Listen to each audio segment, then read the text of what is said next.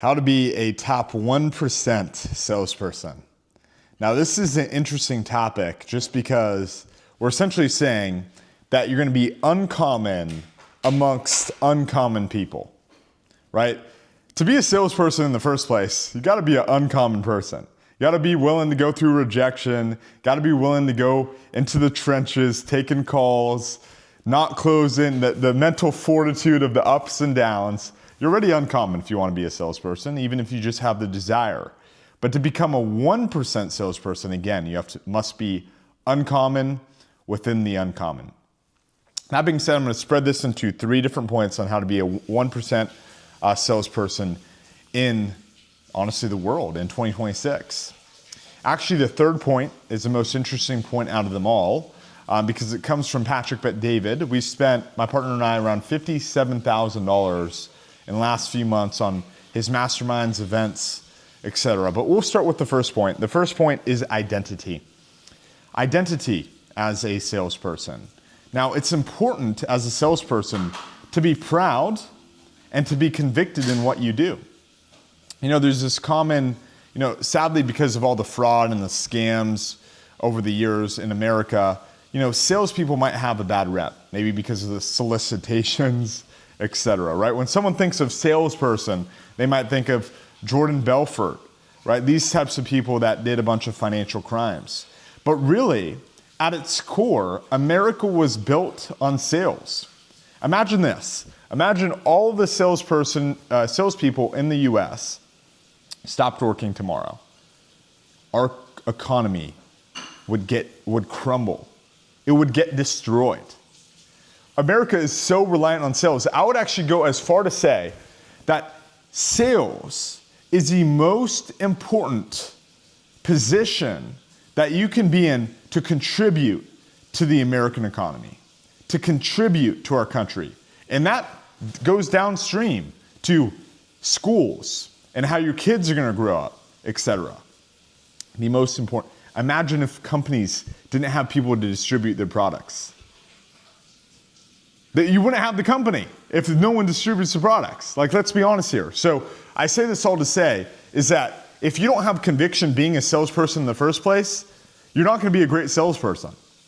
So you have to understand people are essential to this world.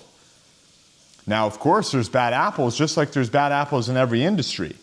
But this is the most honorable role, in my view, most honorable role other than public service, right? Military, firefighters, police officers, other than those roles, teachers, other than those roles, this is the most honorable thing you can do in society, the most service-based role that you can participate in society. Now, you see how convicted I just said that? This is my worldview. This is my belief. You must have this worldview if you want to be a 1% salesperson. Second, you must be obsessed with the inputs. You must be obsessed with feedback. Now, some people, how to be a 1% salesperson, they might say, well, you must find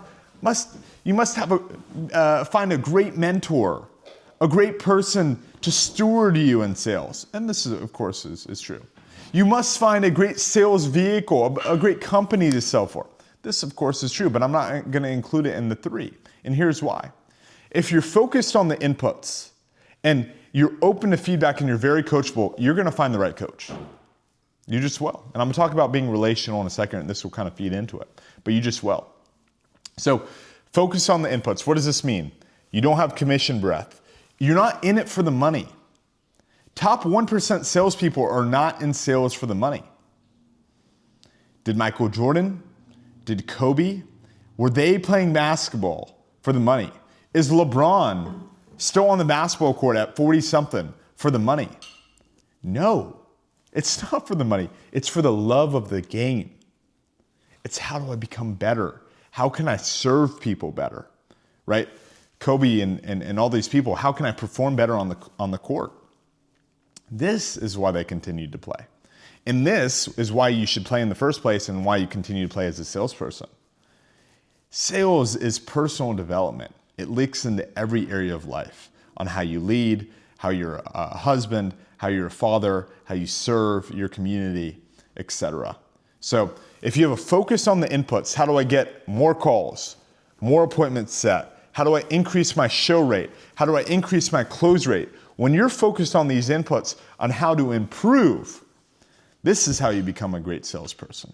Then the inputs change when you're building a team. How can I bring X amount of sales reps on my team? How can I get my average sales rep to make X amount of money? These are all inputs, right? You continue to focus on the inputs. It's not like how much money do I make over overrides. Do you really think the best sales leaders in the world are like, how do I optimize my override commission? No, that sounds dumb. So don't optimize as a salesperson on just the money. Third, now this is a big one. My partner and I just got back from Patrick Bet-David's Sales Leadership Summit in Florida. And a big thing they spoke about was, as a salesperson or as a sales leader, you can identify these 3 pillars in each salesperson. The first was a closer, meaning someone that was very good at closing deals, like they had a very high close rate. The second was a finder.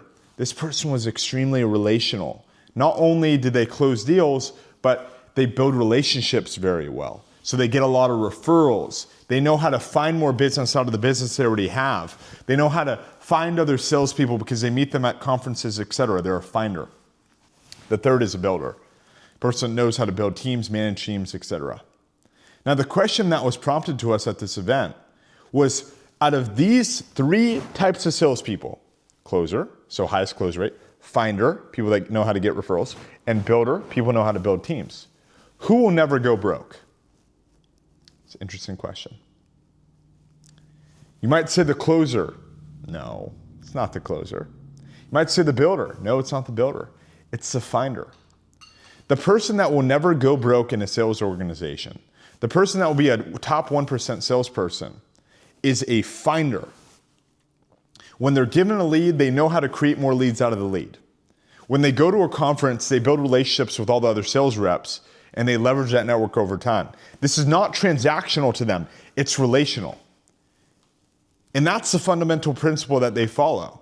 They understand that sales is not a transaction, or that at least the sales industry is not transactional.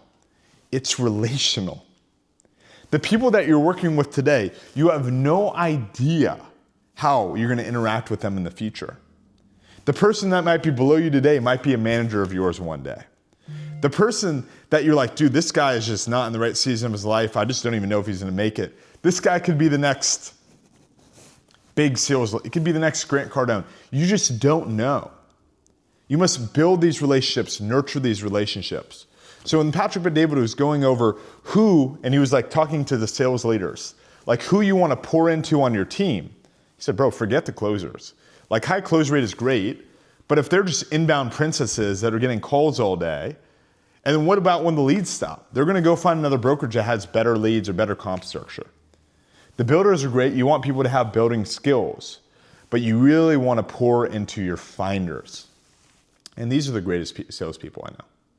All the greatest salespeople I know, the top 1%, they always have the best relationships in the space, and they always know how to get more leads out of the leads that they have. And this is how you become a top 1% salesperson in 2026. You have identity as a salesperson, right? You're proud to be a salesperson. You know how important salespeople are to society.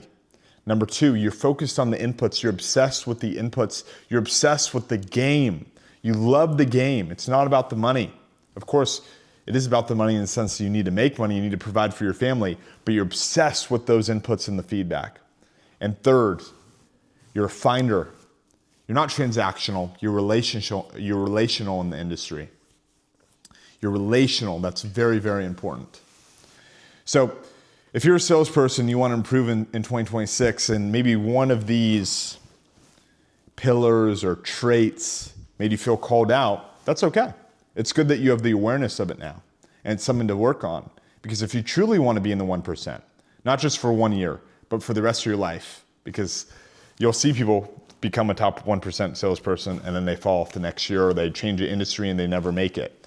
If you want to be a 1%er for the rest of your life, you got to check off these boxes.